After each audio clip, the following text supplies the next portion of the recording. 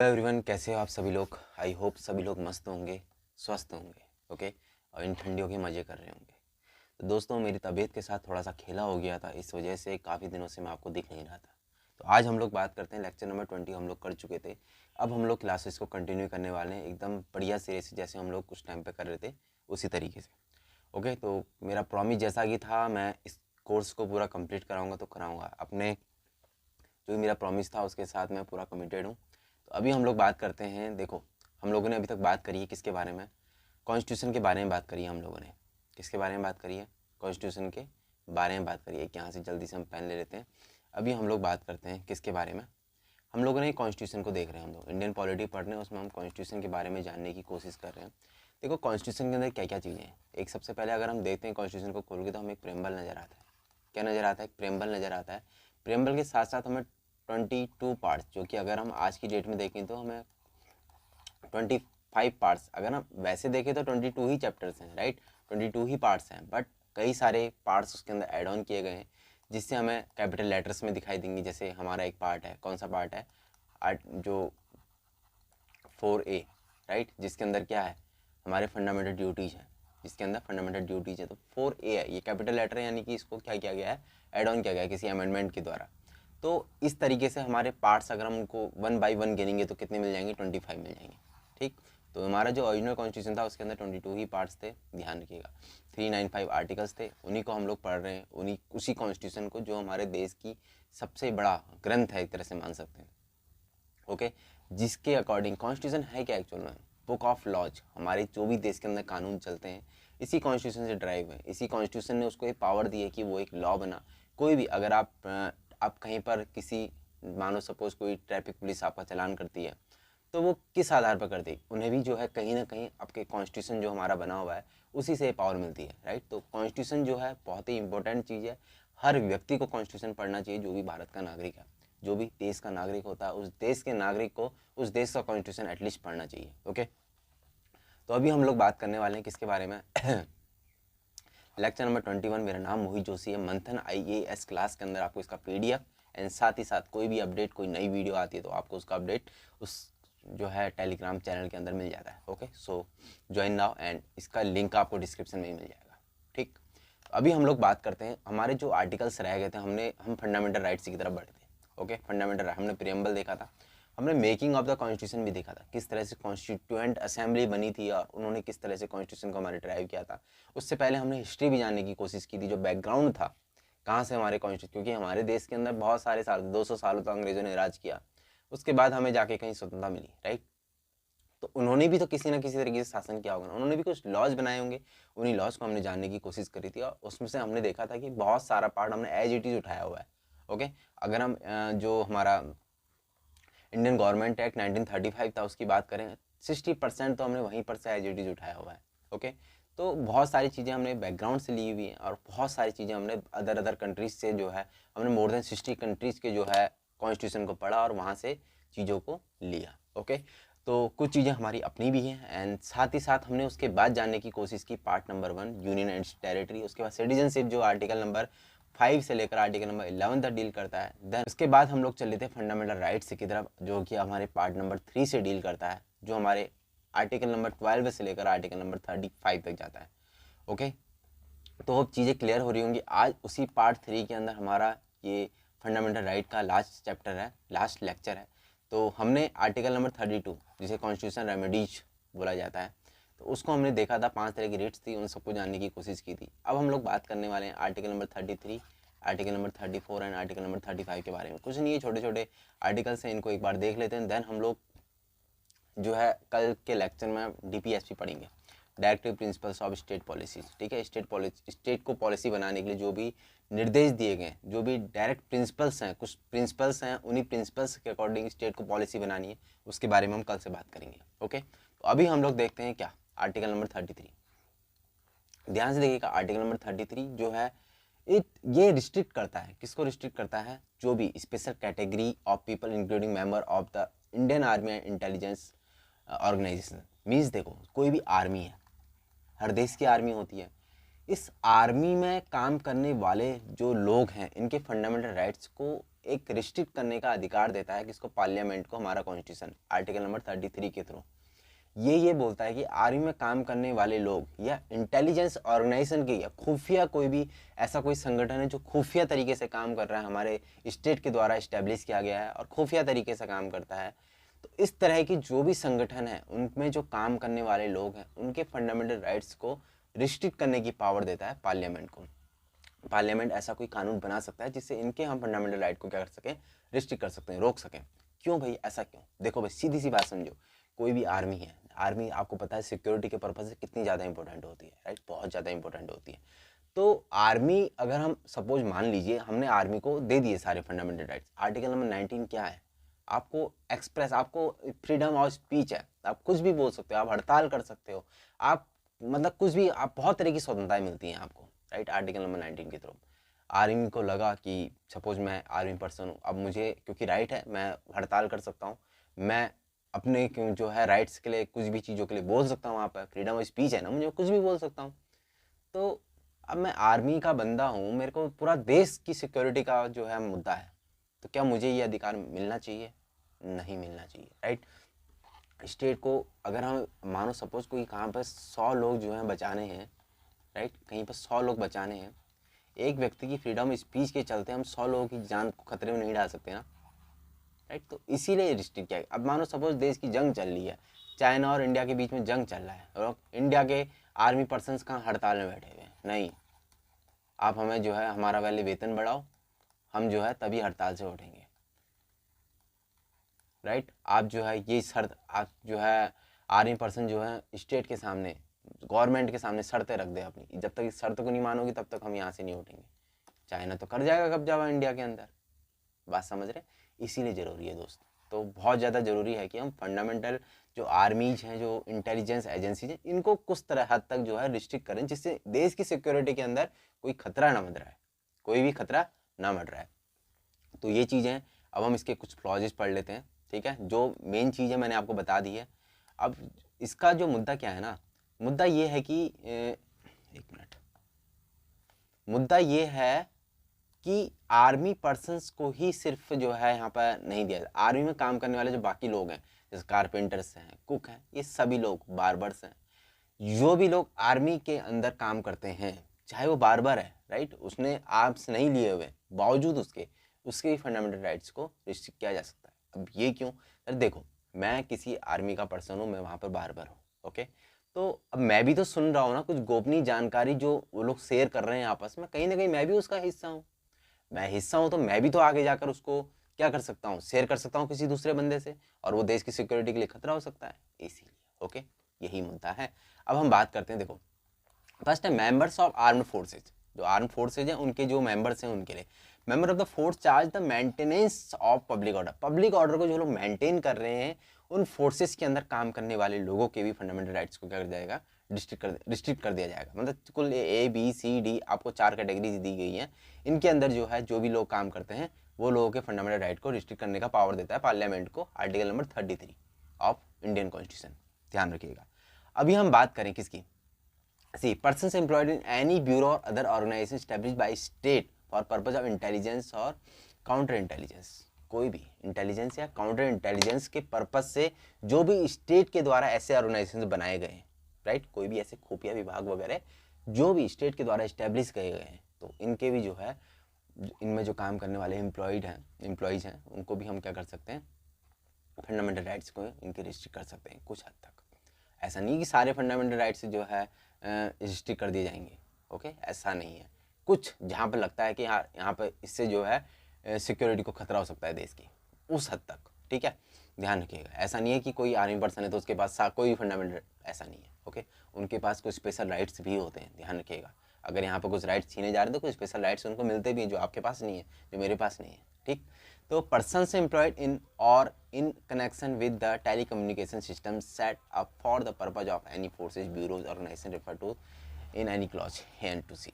तो ध्यान रखिएगा, वो ये कह रहे हैं कि ए से लेकर हमने 3 तरह के पढ़े ना, कौन कौन से, आर्म्ड फोर्सेज में काम करने वाले लोग, पब्लिक ऑर्डर को मेंटेन करने वाले लोग, साथ ही साथ जो भी स्टेट के द्वारा खुफिया एजेंसी या काउंटर इंटेलिजेंस को लेकर ऑर्गेनाइजेशन बना के उनमें काम करने वाले लोग, इनसे संबंधित कोई टेलीकम्युनिकेशन सिस्टम है, ठीक है, वहाँ पर भी जो लोग काम करते हैं उन पे भी जो क्या करा जाएगा, वहाँ के जो एम्प्लॉई हैं उन पे भी जो है ये चीज़ें लागू होंगी, ये रिस्ट्रिक्शंस लागू होंगे। ध्यान रखिएगा, 4 कैटेगरी दी गई है, ये चीज़ होप चीज़ें क्लियर भी होंगी। आर्टिकल 33 कंप्लीट है, तो डन, लिख दे डन यहाँ पे। Okay done. अब हम बात करते हैं मार्शल। ये मार्शल लॉ कहाँ से आ गया? मार्शल लॉ इसलिए आ गया क्योंकि आर्टिकल नंबर 34 आपके मार्शल लॉ के बारे में बात करता है, आर्टिकल नंबर 34, जबकि इसको हमारे कॉन्स्टिट्यूशन में कहीं भी डिफाइन नहीं किया गया। Okay, martial law has not been defined anywhere in the Indian constitution.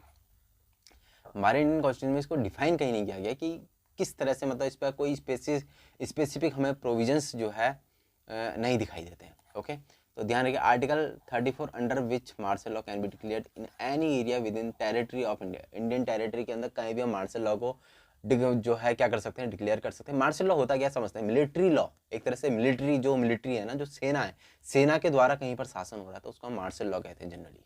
Okay, तो मार्शल लॉ 34 ये कहता है कि जब कहीं पर मार्शल लॉ लगता है ना, तो वहाँ पर जो है वहाँ के लोगों के जो मार्शल लॉ जब कहीं पर लगता है, किसी भी एरिया के अंदर जब मार्शल लॉ लगाया जाता है, तो वहाँ पर जो है वहाँ के लोगों के फंडामेंटल राइट्स खत्म हो जाते हैं, वहाँ की एक तरह से गवर्नमेंट भी सस्पेंड हो जाती है, वहाँ का जो लॉ मेकिंग सिस्टम है वो भी जो है पूरी तरह से क्या हो जाता है, मार्शल यानी मिलिट्री के हाथों में आ जाता है।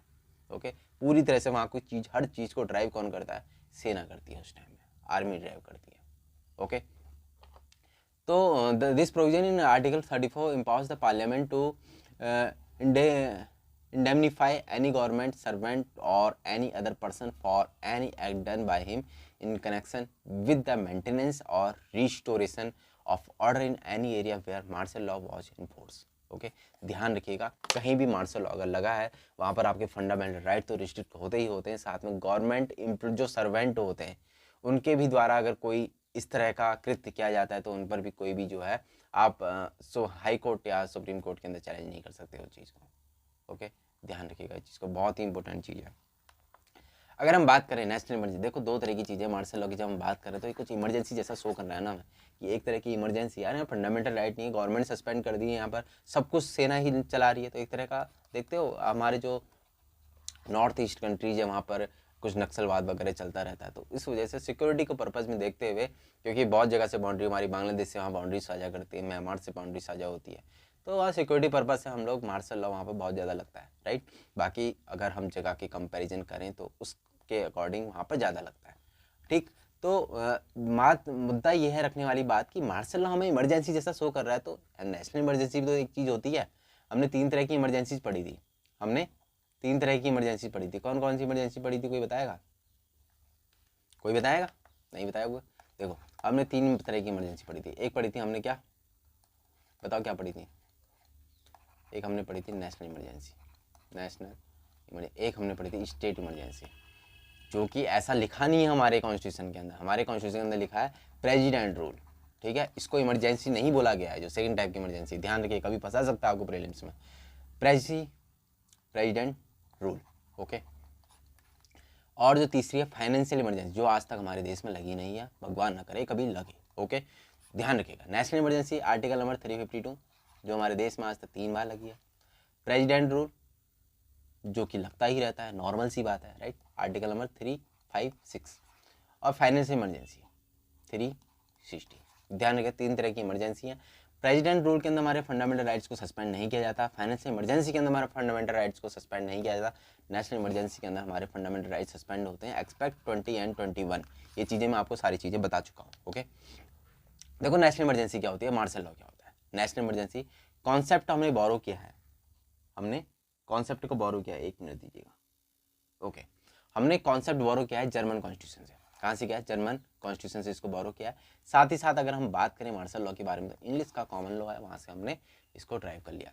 इसके बारे में बात करें, नेशनल इमरजेंसी ये सिर्फ फंडामेंटल राइट्स को जो है अफेक्ट नहीं करता, साथ ही साथ जो सेंट्रल स्टेट के रिलेशंस हैं आपस में, हम दोनों के केंद्र राज्य जो संबंध होते हैं, अभी पढ़ेंगे हम सारी चीज़ें। डिस्ट्रीब्यूशन ऑफ रिवेन्यू, जो रिवेन्यू का डिस्ट्रीब्यूशन है राज्य और केंद्र के बीच में, and legislative powers between centre and state, मतलब सेंटर और स्टेट के बीच जितने भी संबंध हैं पूरी तरह से तबाह हो जाते हैं एक तरह से। ओके, इट में extend the tenure of the parliament. ध्यान रखिएगा, मतलब क्या है, ऐसा कुछ नहीं है कि पार्लियामेंट के जो टेन्योर है, उसका जो कार्यकाल है उसको बढ़ाया जा सकता है 1 साल तक, ठीक है। तो इट इफेक्ट्स ओनली फंडामेंटल, ये सिर्फ आपके फंडामेंटल राइट्स को जो है इफेक्ट करता है। Government and ordinary court laws continue, government भी कंटिन्यू रहती है और ऑर्डिनरी जो लॉ कोर्ट्स हैं हमारे, मीन्स जो भी हमारे न्यायालय हैं वो सारे के सारे क्या करते हैं, कंटिन्यू करते हैं। बट बात करें मार्शल लॉ के बारे में, गवर्नमेंट तो सस्पेंड होती है, साथ में जो लॉ कोर्ट्स हैं सारे के सारे सस्पेंड हो जाते हैं उस टाइम पे, जब तक कि वहाँ मार्शल लॉ लागू है। अगर हम बात करें national emergency can be imposed only on 3 grounds, war, external aggression and arm rebellion. ध्यान रखिएगा 3 ग्राउंड्स हैं जहाँ पर जो है नेशनल इमरजेंसी डिक्लेयर करते हैं। लेकिन मार्शल लॉ के लिए ऐसा कुछ नहीं है यार, ठीक है, ड्यू टू एनी रीजन। यहाँ पर कुछ भी ऐसा लगता है कि स्टेट को, मतलब देश को लगता है या पार्लियामेंट को लगता है कि यहाँ पर लगाना चाहिए, यहाँ पर कुछ सिक्योरिटी का मामला है, कुछ गड़बड़ा रहा है, तो वहाँ पर लगा सकती है, ठीक है। It is impose either in the entire country or in any part of it, मतलब पूरे देश के अंदर भी लगाई जा सकती है नेशनल इमरजेंसी, साथ ही साथ किसी पर्टिकुलर एरिया के अंदर भी लगाई जा सकती है। अब बात करें मार्शल लॉ के बारे में, मार्शल लॉ के बारे में क्या है, हम स्पेसिफिक एरिया ही होगा, मार्शल लॉ सेना के द्वारा शासन किया जा रहा है पर्टिकुलर किसी एरिया के अंदर जहाँ पर लगता है विद्रोह हो गया या फिर किसी ऐसा पंगा हो गया जहाँ पर हम सिक्योरिटी वाला मामला बोल रहे हैं ना बार बार, तो वही चीज़ जहाँ पर सिक्योरिटी को खतरा आएगा मार्शल लॉ लगा देंगे। ओके, ध्यान रखिएगा। Has specific detailed provision in the constitution बहुत कुछ लिखा गया है, नेशनल इमरजेंसी को बहुत अच्छे से डिस्क्राइब किया गया है।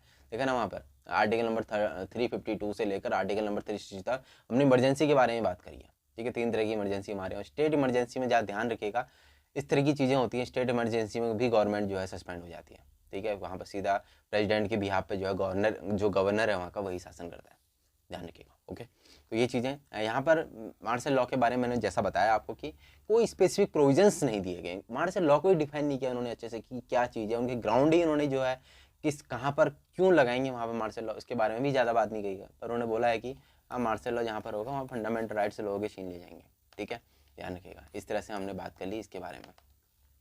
आर्टिकल नंबर 35, आर्टिकल नंबर 35 कुछ नहीं है, ये सब चीज़ें छोड़ो, मैं आपको बताऊँ आर्टिकल नंबर 35। आर्टिकल नंबर 35 आपसे बात करता है कि किसके बारे में, जो भी हमारे राइट्स हैं, जो भी हमें फंडामेंटल राइट्स, 35 है ना, लास्ट है, एकदम लास्ट। तो ये पूरा एक समराइज करता है चीज़ों को। ये कहता है कि देखो जितने भी हमने अभी तक राइट्स पढ़े, आर्टिकल नंबर हमने 12 से शुरू किया था, आर्टिकल नंबर 35 पे पहुंच चुके हैं। इसके में जितने भी हमें राइट्स मिलते हैं, राइट 6 तरह के हमें फंडामेंटल राइट्स मिलते हैं, तो इनमें जो भी अगर कोई चेंजेस करना है, कुछ भी अगर हमें चेंज करने, मतलब चेंज कैसे कर सकते हैं, आप किसी को एम्पावर करने के लिए चेंज कर सकते हो, आप इस पर जो है नेगेटिव चेंजेस नहीं कर सकते, पहली बात। और ये अधिकार सिर्फ और सिर्फ पार्लियामेंट को है, आर्टिकल नंबर 35 ये कहता है। किसको है? देश की पार्लियामेंट को, स्टेट लेजिस्लेचर को नहीं है। ऐसा नहीं कि राज्यों की विधानसभाएं हमारे मूल अधिकारों को लेकर कानून बनाएंगे, नो, ठीक है। कौन बनाएगा? पार्लियामेंट, सिर्फ और सिर्फ पार्लियामेंट जो है हमारे मौलिक अधिकारों को लेकर कानून बना सकती है, इसके अलावा कोई भी नहीं। तो ये हमारा आर्टिकल नंबर 35 कहता है, जो भी चीज़ें हैं इस तरह से हमारी ड्राइव होती हैं। तो हमने आर्टिकल नंबर 33, 34 एंड 35 ये तीनों आर्टिकल्स को जानने की कोशिश की, जो कि बहुत ज़्यादा इंपॉर्टेंट है। इसी के साथ हमारा फंडामेंटल राइट्स जो है क्या हो जाता है, एंड हो जाता है। कुछ चीज़ें हम जानते हैं फंडामेंटल राइट्स के बारे में, छोटी छोटी चीज़ें कुछ अगर हमें याद आ रही हैं झट से, तो देखो सीधी सी बात है, कौन कौन सी बातें हैं।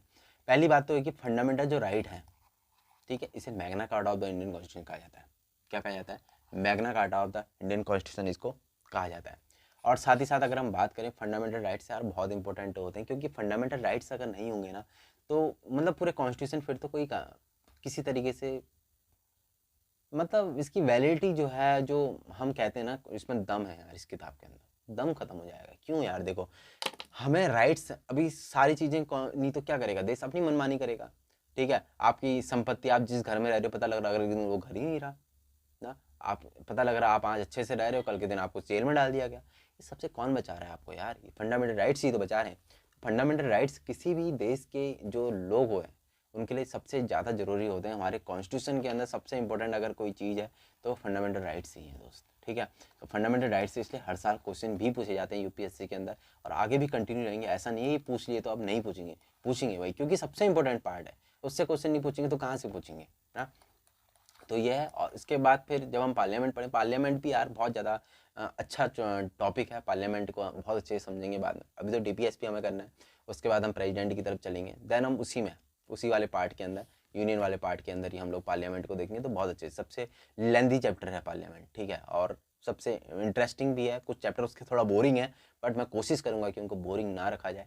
एंड साथ ही साथ हम लोग बात करेंगे जो, क्योंकि सबसे ज़्यादा क्वेश्चन पूछे जाते हैं यार वहाँ से, सबसे ज़्यादा क्वेश्चन तो नहीं, बट सबसे ज़्यादा क्वेश्चन गलत होने के चांसेस हमारे पार्लियामेंट से रहते हैं, तो उसको हम बहुत अच्छे से देखेंगे। ओके, तो मिलते हैं आपसे अगली क्लास के अंदर। Bye bye, take care, and कल मिलेगा, ठीक है। तो अब हम कंटिन्यू रहने वाले हैं, ऐसा नहीं है कि अब तबीयत भी ख़राब होगी ना, कोशिश करूंगा यार ख़राब तबीयत नहीं बनाऊँ वीडियोस, ठीक है। क्योंकि जो है बहुत दिक्कतें हो रही हैं, आपको भी मैं समझता हूँ कि प्रॉब्लम्स हो रही होंगी यार मेरी वजह से, उसके लिए तहे दिल से मैं माफ़ी मांगना चाहता हूँ आपसे, बट इट्स ओके, ठीक है। अब हम लोग कंटिन्यू करेंगे कल से क्लासेस डेली की daily. And bye bye, take care, अपना ख्याल रखिए, अपनी फैमिली का ख्याल रखिए। ओके।